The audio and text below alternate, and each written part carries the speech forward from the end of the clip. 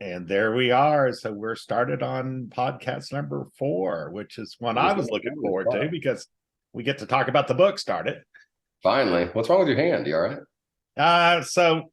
It's a good question. So I think it's just tendonitis, but it's from playing golf, and it's been going on for 4 or 5 months now. And I finally started wearing a glove to try to protect the little finger some. It won't go away. And so it's either broken or it's tendonitis. And I just never went and got it checked out. And I never stopped playing golf. So I don't know if it's going to get better or not, but I'm wearing the glove and I keep trying. So I got you.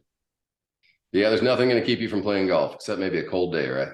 Yeah, and then you know what, I'd be playing if my friends weren't wimps. So there you go. And so the audience knows it's 50 degrees outside today. I was going to play, but guess what? We're doing the podcast instead because the friends wimped out. I mean, it was too cold out there. I was like, but there's no wind. It's not that cold. Like, You live in South Texas when 50 degrees is too cold to golf. Yeah, I know. Yeah, the people that see this up north, they're going, "You wimp, you're a wimp. Your friends are wimpy wimps." Exactly.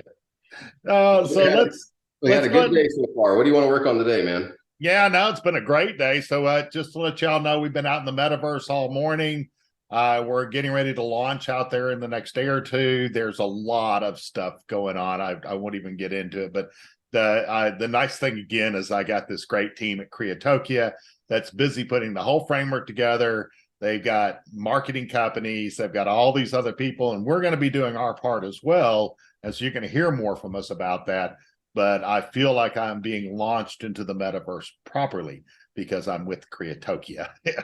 And otherwise, I wouldn't know what I was doing. You have some feel for what's going on. Mean, You're involved in other groups. I might know more about it than you, but I wouldn't know. I mean, I'm glad that we've got a team that's like, all right, here's how we're doing this. It feels really good. It's been a long time since I worked on, a team with pretty much anything. I mean, back in my corporate days, yeah, it was cool, and I kind of missed that, which I'm enjoying this part, having somebody to bounce ideas off of, and having somebody that we meet each week, and if I say, okay, can we try this and this and this, and they actually get together and work on it and bring back results. It's like, oh my God, that stuff gets done while we're not even involved, right? Which is great. So it reminds me of Dell. It was very much of a Dell deja vu working with this team so far, and it's been very enjoyable. So I look forward to more. I think we're going to be going for a while. I think we'll be going through all 12 books. So yeah, I think so. And the thing that I started to bring up on the phone, I know we got to get into the books, but the thing I started to bring up on the phone, and then stop myself so we could talk about it here, was like one of the benefits. I think one of the things that's getting me most excited about it is that up until now, whenever you wanted to build your audience, you were constantly creating things, like Facebook. We were talking about Facebook Live and stuff like that, right? And having your mailing list and whatnot. And you're just constantly creating all kinds of stuff that is free just to give your viewers, your listeners, your audience more content, to stay engaged with you. And I think one of the cool things about doing this in the Web3 space is that it becomes exclusive, where only the followers, they just get that. And it's a free gift in exchange for their involvement in the community. So it's like a more direct interaction, with your fan base. So you don't feel like necessarily you're just putting out tons and tons and tons of free stuff and just, it's kind of like throwing a pot of rice at the wall and hoping to see what sticks. Yeah. That you've got a dedicated small group of followers who are just like, hey, shoot me something new and free that you've created. And I think I like that niche audience element of it more than anything, really. Is just knowing that even if it's a small group of people, like I've got in my fan group, like 180 people, I think, on my Facebook fan group, right? And I interact with them all. And I love the idea of being in a space where that is it's like an exclusive club, and everyone has their own token that says, I'm part of this group and we all interact here. And I think that's one of the coolest things that Creatokia is bringing. Yeah, and I love the idea of co-creators, right? That it's not just you and me doing it all and trying to send enough stuff out there to catch somebody's attention, which is a big deal, right? That's not a little, that's a big deal. Yeah. It's other people being actually involved and interested in contributing back. And so that's, to me, what I get out of this. I told you before that just reading a review gives me so much good information. I can't wait to see what people come up with. And all I really want to do is give them the opportunities to come up with it. So that's one of the creative paths that we have to go down, is how do we find, and how does Creatokia find directions that encourage people to be creators? Yeah. I think the universe building stuff and the fan-based art and the fan-based creation, the fan fiction stuff is what's going to be super cool. I'm super curious to see, like, with this other, the other author that they just released is doing a fantasy, like, vampire kind of thing. And I based on the experiences that I've had with a couple of other Web3 groups, seeing the fan generated artwork and the storylines and the different interaction that happens among the community, you're right. It's like it gets bigger than yourself. It's not just you creating something for other people to consume anymore. Now you have a group of like-minded individuals who love to create and share things together. And I think that's a cool development. And someone's going to resonate a lot. Like I know we talked about the Star Wars universe last time, and what part of it becomes the official Star Wars canon, even though it came from a fan base, or what part of it is incorporated into the canon. And I just, who knows, maybe we find our graphic artists that we're hoping for out of the fan base, right? Who knows? So yeah, I think that's going to be exciting, seeing all of the artwork that comes out of the different characters and everything. I have all these images in my mind. If I were an artist, John, I would draw all these characters, but I can't draw stick figures. So yeah, same with me. I got that AI program and I'm doing my best, and I still worked and it was fine as long as it was abstract, but I worked all day yesterday just to come up with 2 images, one of Arian and one of Smoke, that I thought were reasonably good. I really didn't love either one of them, but I thought they were reasonably good. And so I put them out there. But I look forward to, finding that person that can actually visualize, or you finding that person that can actually visualize these characters. For the audience, I'm looking straight at my camera. For the audience, if you know anybody who wants to get into graphic designing these characters, by all means. Yeah, and especially if they'd like to get paid by having a little piece of all the profits in the metaverse, right? Exactly. We set aside what we have. We've set some money aside in our smart contracts to hire on these people and give them a piece of the pie for eternity, right? That's the nice thing about a smart contract. It doesn't happen for now; it happens forever. And so I'm going to go hit the college up here. I got a top college in my town that's very artistically oriented. And so I'm going to go hit the college up and hit the professor up and say, mention it to your class. And I can find there, or if we get somebody before then, great. To have an ownership share in something that, outlasts you, and the longer it goes on, the bigger it gets, the bigger that's one of the arguments that I got, when I was telling you that a couple of my friends came back and said, oh man, I'm just not sure about all that Web3 stuff. One of the biggest arguments I made to him about why it can be important is, I'm 46 and you're 60. How old are you right now? 65. Okay.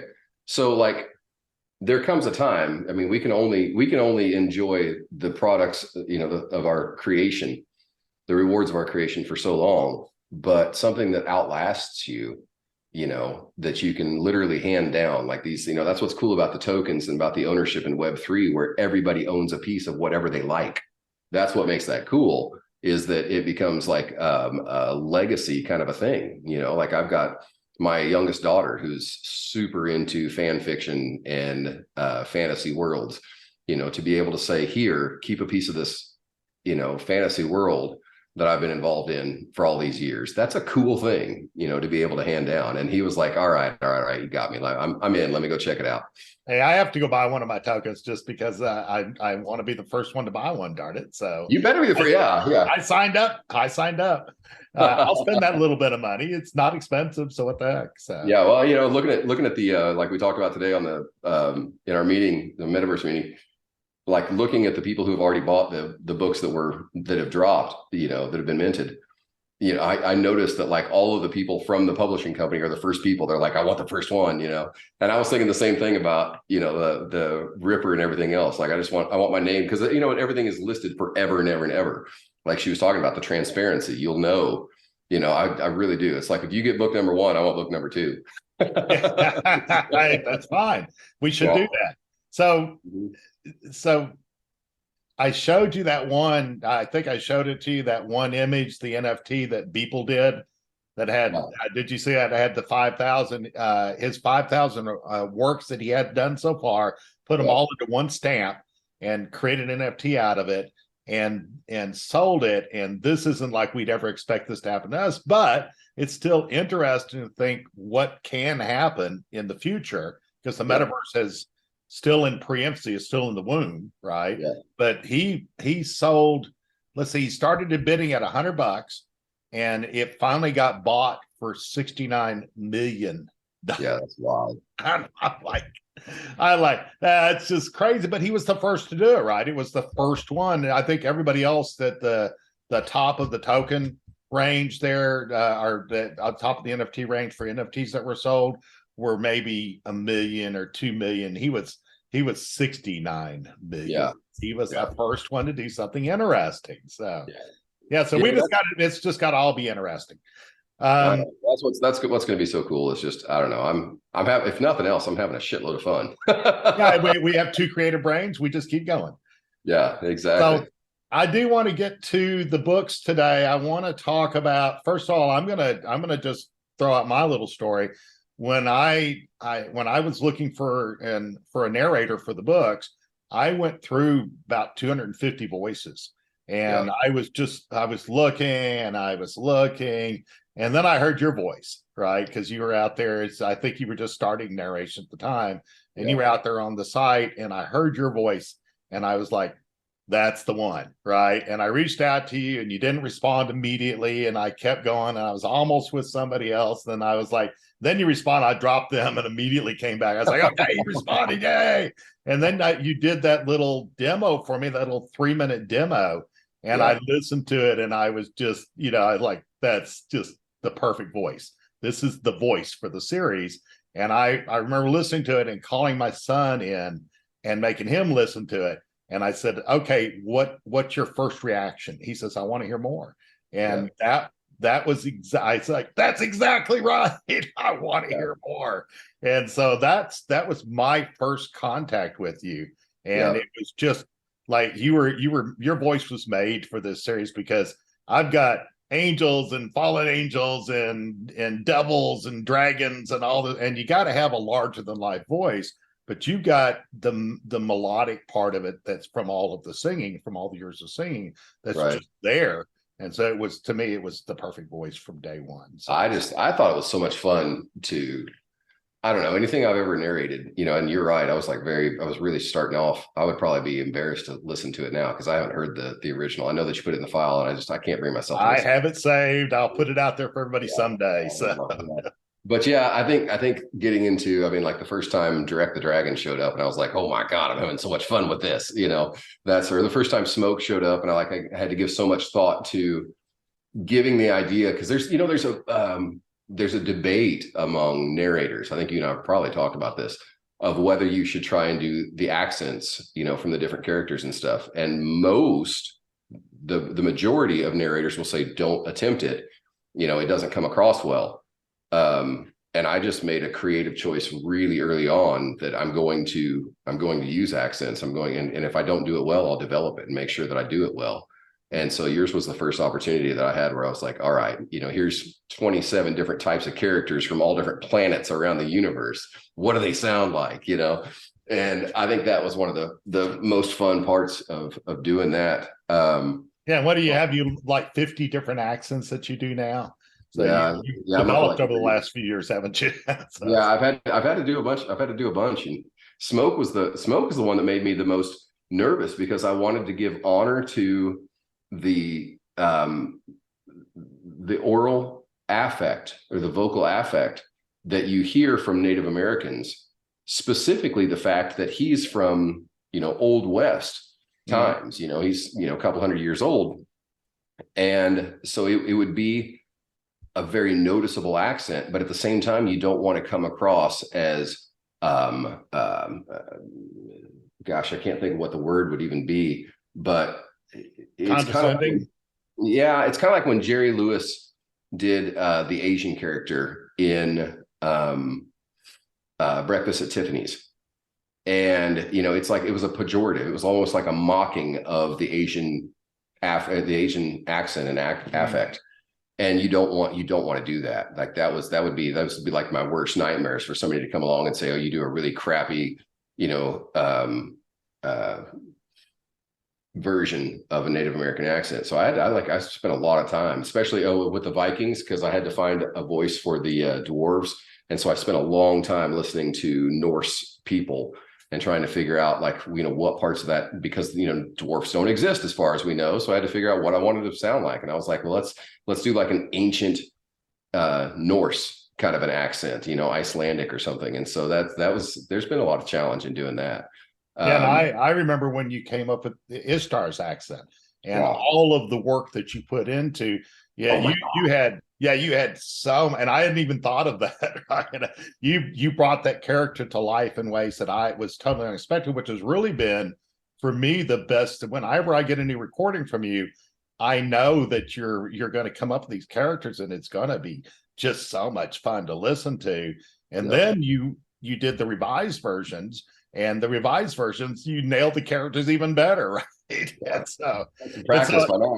6 books. I have one more story I want to tell on this. So we're giving away the first short story, which is a story about smoke chasing the devil, right? And that's the very first short story we did. It may still be my favorite because of your voice, but I still remember that you've done it. You did it in the third person, or you did it with just a standard narrator's voice with some of Smoke's voice in there, and you just didn't like it, and you threw it away, and you came back and just did the whole thing in Smoke's voice. And so it was all from his point of view, and it worked perfectly. It was just so good. I forgot we did that. I forgot that I did that twice for that reason. I completely had forgotten we'd done that. Yeah. No, and I was a little worried because I thought it'd be a little slow because he's 7 foot tall, and he's got this ponderous way about him. And I thought, well, that's going to be a little slow. And then you sent it to me, and within 2 sentences, I'd forgotten all about it being slow because I was so deep into the cadences of it. That cadence, that storied cadence that he had was just so good. And so that short story, if you join in the Metaverse, you get that short story. And I think we're streaming it in chapters now. I'm not sure exactly how they're going to do that, but I love that story. I love that story. Sneak peek giveaway that nobody knows about yet is that you've actually found artwork for Harmon, which I thought was super cool because I've been playing this voice now for a few years, and it was neat to finally see, like, you know, here's what he looks like. So I'm excited for everybody to finally get a chance to see, you know, what the actual character looks like. And now I can actually stick a voice, mine, with this character, and, you know, now I can imagine him even better in my mind. It's pretty cool. Yeah, I don't know how it's going to work, but I'd like to give that one away at the end of the treasure hunt as a first ever image of Harmon Wade as an NFT. If you enter the treasure hunt and you win, you get this one of a kind token. So we'll see if that works, and then can I even show the image? I don't know the ins and outs of that, so we'll see how all that goes. To be determined. Yeah, there will be more. So so you got into this and you did the narration, which I think is by far the strongest part of the books because it really brings them to life. What has been some of those explorations of the books where, like, was there any particular book or character? Like, to me, the best voice is still the dragon's voice, right? So to me, that was like, I was like, Cumberbatch couldn't have done it any better. And I was all telling everybody and showing them, right? I show, listen to this, right? Yeah. And so to me, that's still my favorite voice. I've over and above Smoke and everybody. What about you? Is there a favorite voice for you or a particular situation that you remember? I've got several of them. The dragon is probably the best example because I had to cognitively evolve him throughout the book series, because when you meet him first, he's this ancient dragon who hasn't had any interaction with anyone for millennia. You know, he's been stuck for thousands of, 2,000 years in this place and hasn't had anyone to talk to but himself. And so, he's bad at speaking. He's angry all the time. He speaks with the patience of a creature that will live for thousands of years. Like, he is in no hurry to tell you a damn thing, right? And then as he evolves as a character throughout the books and comes into the modern world, when he's released from that hell, and he's now, you know, shapeshifts and he's able to get in and exist among humans, you know, in an earthly realm. He starts picking up, you know, he watches a lot of movies. You know, he watches Star Wars, and you know, like, so he picks up all these colloquialisms and all these, like, you know, taglines from movies and Dirty Harry and all this kind of stuff, and evolving him into where with each step of his evolution, he becomes a little more human in his communication until, you know, toward the end, he speaks like a person almost, you know. Yeah, And except he still doesn't like to tell you much. He's still a little bit obtuse, and he talks to you, and you're like trying to figure out what the heck. So. Yeah, he definitely prefers one word answers. So. Yeah. Our obtuse. Let me go around the block when I could have gone right straight to you. Right. Let me go around. He always has some little quip. So he's a fun character. The other one was doing both voices for the dwarves was interesting because they have such different personalities. Yeah, and they have Gargrim and Floki. Yeah, they have the same accent. Gargrim is you know, the bigger, gruffer, and Floki is just excited all the time, but they needed to have the same accent but be distinctly different characters. And sometimes they're having conversations with each other or with 3 or 4 other characters and going back and forth in between all of those different voices. That gets confusing in my head. But that was fun, envisioning myself as each one of those characters, because I have a visual idea in my mind of what they look like. And so when Gargrim's speaking, he sounds like Gargrim. When Floki's speaking, he sounds like Floki. So that one was an interesting challenge. And that's one of the harder accents to get into. That one's really hard to get into. So I have a question for you on that. Yeah. Do you record one voice and then come back and record another and put them together? Or do you just pause from one character to the next? I pause. That's a great question. I actually pause my recording. I get into the new character, then I record that character, and then I come back because I still want it to flow. Like, I don't want it to sound like it's piecemeal. You know, when they're having a conversation, I'll say the one thing as the one character, hit pause, switch characters, come back, give the response, switch characters, come back. And so it's a slow process to do it that way, but that's the way that I feel like the conversation feels the most natural at the end when you have multiple characters talking. Yeah, I never would have guessed because they're friends, and there is, like you say, quite a bit of back and forth between them as they tease each other, or especially Gargrim teasing Floki, and it just flows beautifully, right? Yeah. I would never have guessed that. Yeah, there's a pause in between everyone because I have to get into character, and if I ever catch myself slipping character, then I have to go back and redo it, and that happens more often than I'd like to admit. But I'm like, oh damn it, I slipped out of character, you know. So that one. I don't get to hear that. I don't get to hear that. You do a really good job of editing your own work, and so I think I catch a problem like once every 4 or 5 chapters. You have got a repeated word in there or something. So. Yeah. Oh, I've got a funny one for you. The very first book that I narrated, Wait on the Ripper, I have this process that I use where I use a dog clicker, and whenever I make a mistake, I click it, and then I go back and I can take all of those out, right? And I left one in the very first book that I ever narrated for you. And when I sent it to you for edits, you sent it back and you said, hey, Dan, and you, mind you, at this point in time, I'd only read one of your books and I thought you were really religious. So yeah, I made a mistake, and I probably made that mistake numerous times because by the time I left it in there, I clicked it and went, God damn it. And it was still there. I remember that. Yeah, luckily, I'm as far from religious as you can get, and have been known to cuss myself sometimes. So there you are. Yeah, I was just freaking mortified. I was like, I can't. Of all the things I could have left in there, me yelling a swear word at myself. Oh God. So anyway, no, I just thought you're into it. Darn it. Yeah, I do. I mean, I take my job super seriously, clearly. Yeah, but well, you do a damn good job of it. So that's why you're in demand nowadays. I'm very happy to have you still on this series. I feel kind of blessed to tell the truth. Not that I'm religious, but I do feel kind of blessed. Yeah, I got you. Yeah, I have a blast with it. The other one, I'm trying to think the ones that have been the most interesting. Ishtar. Man, Ishtar is a voyage for me personally because I am a fairly masculine individual and a fairly dominant individual. And Ishtar is the picture of feminine sensuality.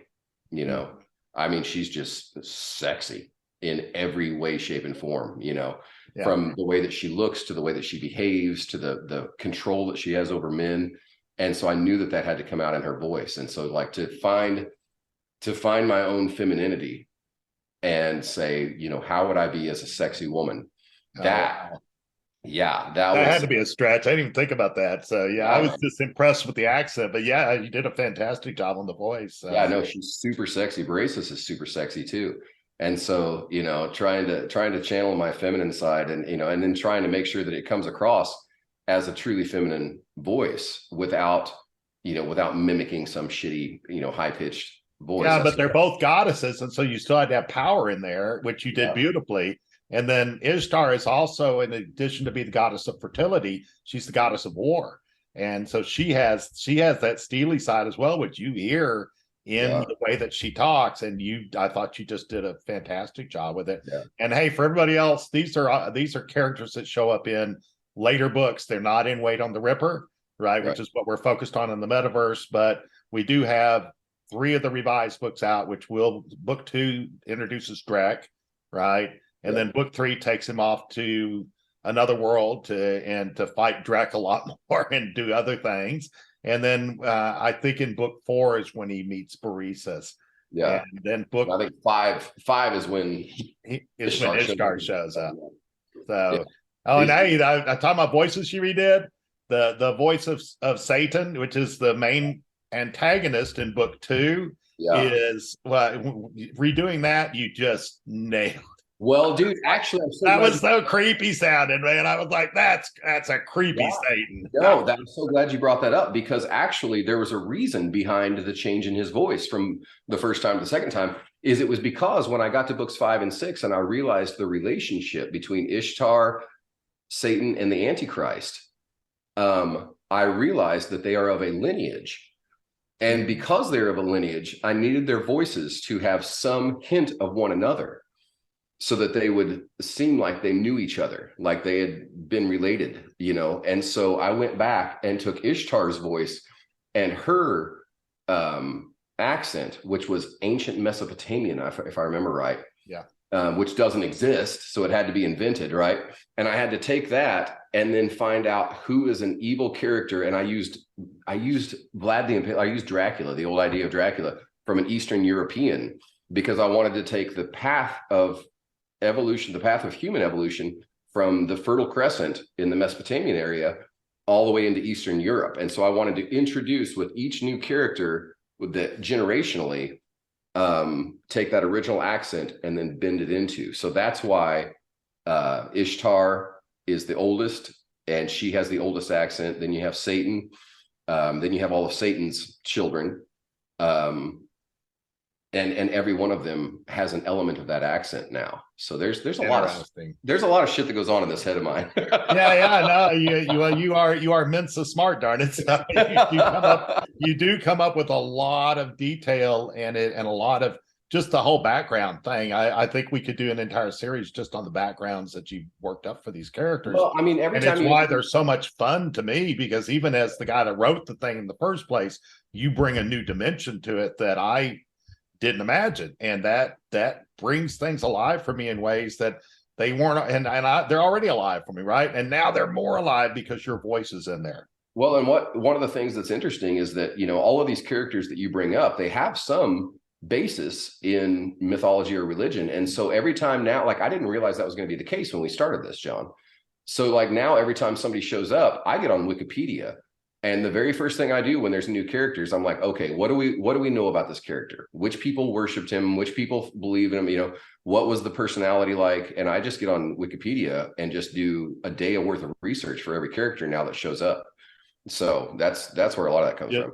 Just wait till you get to the Lost Gods planet, right? Which is the realm of the Lost Gods, where I have all of the gods from, you know, different mythologies. You're gonna just love that one.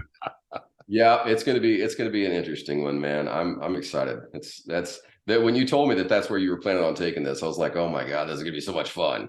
Well, he has to go there, and of course he has to meet Grandfather, and he has to evolve, because somewhere by the end of all of this, he has to be able to take on a whole army of fallen angels, right? Yeah. And so how do you create a character that will evolve into something like that? And it's been a lot of fun. There is, in anime in particular, there's something called a superpowered character, and the animes go exactly like this. They start out with hardly, with hardly any knowledge or hardly any understanding of their powers, and they just, each episode they just get stronger and stronger. And so I love the superpowered characters, because for me as a writer, it forces me to constantly evolve that character in interesting ways. So it's never, it's not the same character coming back at you in book after book. It is another evolved version of that character, and something has changed, something has happened with him that gives him more powers, gives him a better understanding, gives him different realizations, and he doesn't act at all in book 6 like he did in book 1, right? Yeah. Well, I mean, like you mentioned, I think I was narrating book 3, and you like immediately, I don't think you even got all the way through the book when you sent me a message that says, hey, Belial's voice changed when he shapeshifted to be a homeless guy. Well, the reason behind that is because when you initially sent me the book, I didn't realize what I was, what all we were doing and how many, and so I had to go back and read about Belial. And so like as I learn about the evolution of the characters, it helps me to voice them in a way that makes sense in that universe too. And so, you're talking about getting back into like the metaverse stuff, as all of these stories, there's so many characters and so many stories that could just go on and on and on, And so to me, I try and keep all of that straight, so that if there's new stories, if there's new short stories, which I'm sure there will be behind all of these different characters, I want them to have an entire personality, a persona that, that goes along with them. And I want it to fit whatever stage of their life they are. Like when Smoke was a little kid, Smoke is one person as a little kid. He's a different person when he's 200 years old, So and when he's young, brave, right, in the short story. So you just gave me an idea. So somewhere in there, how about a the creator thing in the metaverse, right? How about taking snippets that just show these different characters' voices in a scene with them, and giving people the task of helping realize those characters in some way, whether it's graphics or something else, or a story, right? But if we give them the voice and we give them a scene that's applicable, we can turn around and give them the sort of basis that they might need to go out and create something else, whatever it is that might be. I think that'd be cool. A prompt, basically give them a prompt for fan fiction or fan artwork. I think that'd be a super well, cool your voice brings them alive for me, so why wouldn't it do the same for other people, right? I think that'd be super fun. We could do that. Started on Discord. I think what we talked about today during our meeting is going to be important, is keeping everything open to everyone who has any interest, and then narrowing it down until we have that group of people that are just going to end up in the actual metaverse space with us, so that we can cast the broadest net and find everybody who's interested in what it is that's going on.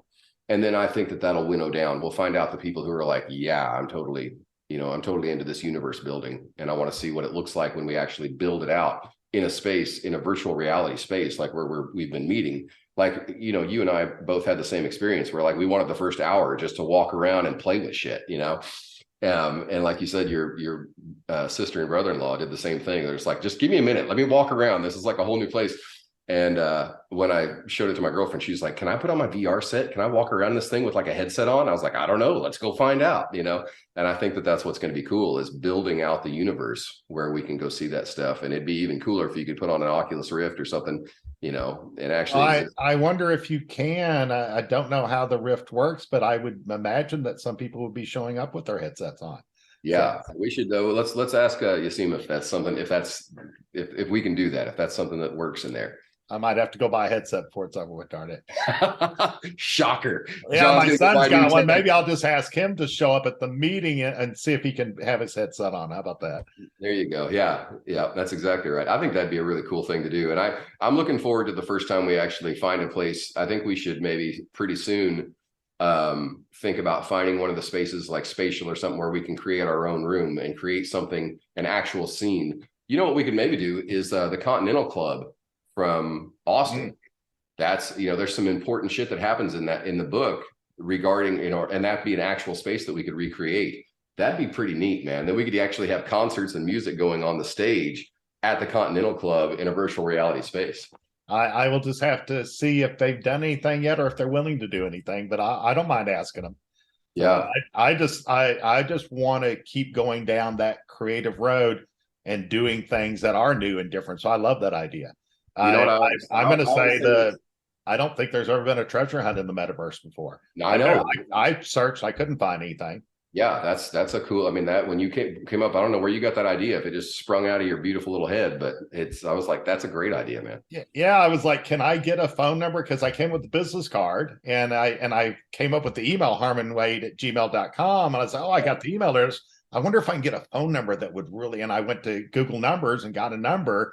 And then I recorded, the voicemail for it. And then I went, wait, Dan needs to record this. and so you are Harmon Wade leading people into a treasure hunt that will hopefully be just a huge amount of fun for them. And I really want to leave that treasure hunt sitting out there and just pulling people in, because I think that, especially if I can give something like, a unique one of a kind token away as a prize, that I think will pull in a lot of people from the metaverse who get it. They get what NFTs are, and they get what the value of a unique NFT is. Well, see, and that's exactly the kind of thing when you and I were talking about why it's important to be on Twitter and on Facebook is to put out, something that's never been done, like a treasure hunt or scavenger hunt in the metaverse. That's something that somebody might go, well, that's a cool idea. I'll dig into that, even if they haven't read the books and they don't know what's going on.